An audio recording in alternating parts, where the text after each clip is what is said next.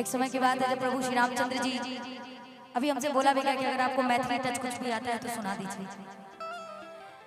जब प्रभु रामचंद्र जी अपनी बारात लेके अयोध्या से मिथिलांचल में आते हैं यानी बिहार, तो वहाँ की जो महिलाएं बड़ी छेड़ती हैं उनको, कहने लगती है पहुना सुना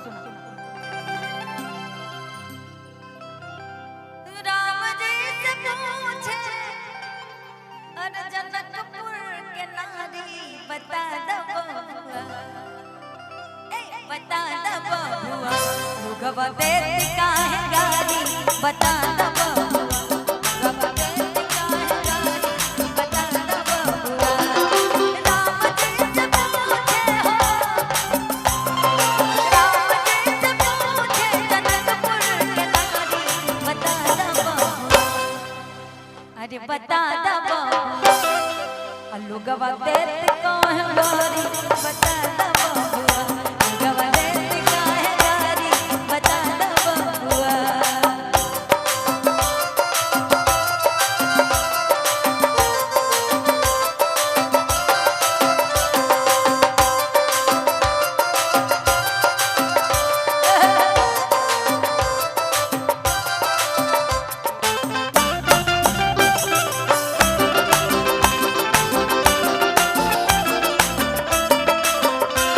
और पूछती है क्या तोहरा से पूछूं मैं ओरे धनुषधारी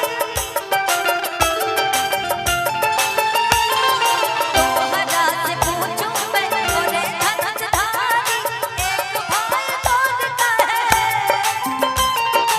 एक भाई कौन का है दूसर का है गारी बता दो कहने लगती जरा बपौना ही बतावा तो हार तीनों भाई बड़ा गोर बड़ा अतना करिया तू कहे बड़ा अरे एक भाई गोर कहे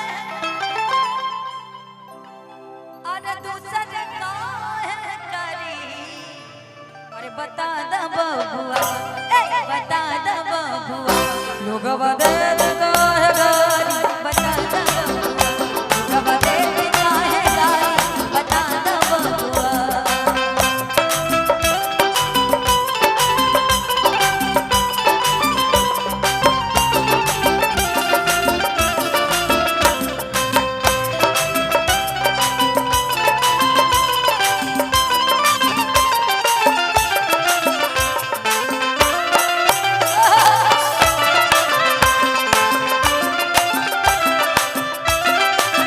और क्या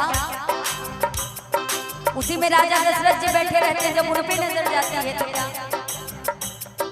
ई बूढ़ा बाबा के पकल पकल दाढ़ी ई बूढ़ा बाबा के पकल पकल दाढ़ी देखे मैं तुमर पता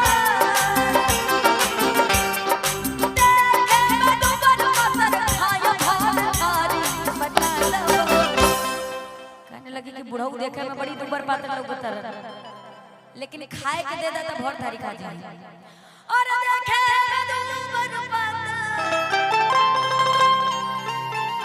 ए जे खाया भर थारी बता दो बता दो रुगवा दे काहे गारी बता दो रुगवा दे काहे गारी बता दो बबुआ।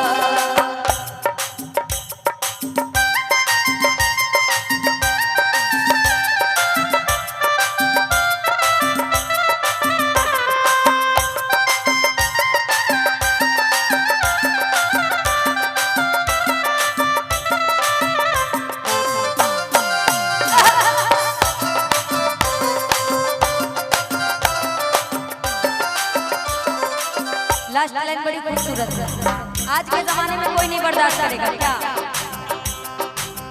राजा दशरथ जी कैले होशियारी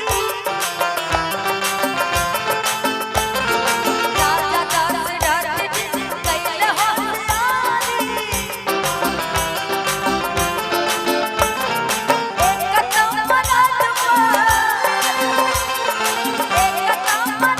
पर तीन दिन को नारी बता जी ने उनकी तीन पत्नी थी, है ना? कौशल्या, कैकेयी और क्या नाम था राजा दशरथ जी की पत्नियों का? क्या नाम था? नहीं पता। तीन पत्नी थी उनकी। अच्छा, दूसरे का धन तू देता रहा। बहुत बहुत धन्यवाद। नहीं पता है? अच्छा, किसको पता? बड़ा रामायण यहाँ पे कथा सुनाया गया है। राजा दशरथ जी की तीन पत्नियां थी। हाँ, कैकेयी, कौशल्या और अरे बाप रे, उनकी बहू को उनकी पत्नी बना दीजिएगा।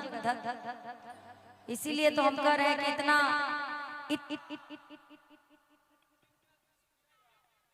अच्छा, सुमित्रा नाम था, कंफर्म है आप? अच्छा, गूगल पे सर्च किए हो क्या? अच्छा, एक जोरदार ताली बजा दो भाई। पक्का यही था ना? 100%। एक एकदम दिल से ताली बजाओ। अरे पगला लोग अपने सनातन की चीजों को भूल जा रहे हो। वाह, बहुत बहुत मेरी तरफ से आपके लिए क्लैपिंग, है ना?